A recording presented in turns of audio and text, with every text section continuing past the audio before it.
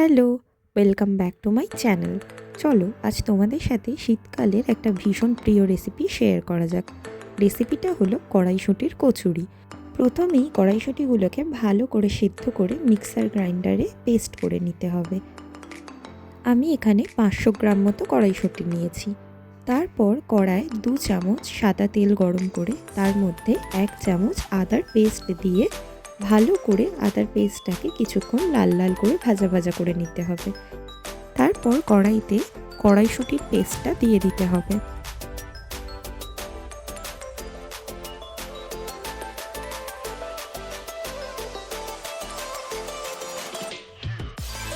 তারপর কড়াইশুঁটির পেস্টটাকে কিছুক্ষণ ভালো করে কষিয়ে তার মধ্যে 1 চামচ নুন, 2 চামচ চিনি আর 1 চামচ পরিমাণে ভাজা মশলা দিয়ে দিতে হবে। এই ভাজা মশলাটা তৈরি করার জন্য শুকনো লঙ্কা, এলাচ, দারচিনি, লবঙ্গ, জিরে আর মৌরি শুকনো খোলায় ভেজে পেস্ট করে নিতে হবে।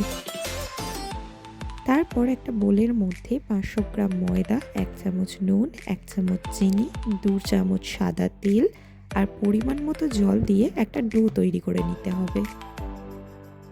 ডোটা ঠিক এই রকম একটু নরম করেই মাখতে হবে। তারপর সেই ডো থেকে লেচি কেটে তার মধ্যে কড়াইশুঁটির পুর ভরে নিতে হবে। তারপর সেই পুর ভরা লেচিগুলো কচুরির আকারে বেলে নিতে হবে।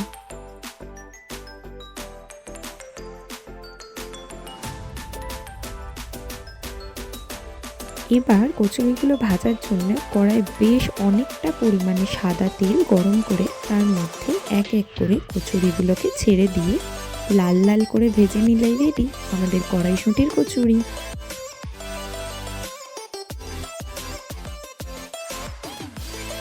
কড়াইশুঁটির কচুরি কিন্তু শুধু সার্ভ করা যায়, বাট কড়াইশুঁটির কচুরির সাথে কাশ্মীরি আলুর দমের কম্বিনেশন দারুণ লাগে। কাশ্মীরি আলুর দমের রেসিপি আমার চ্যানেলে পোস্ট করা আছে, তোমরা চাইলে চেক আউট করে আসতে পারো। তো চলো, টাটা।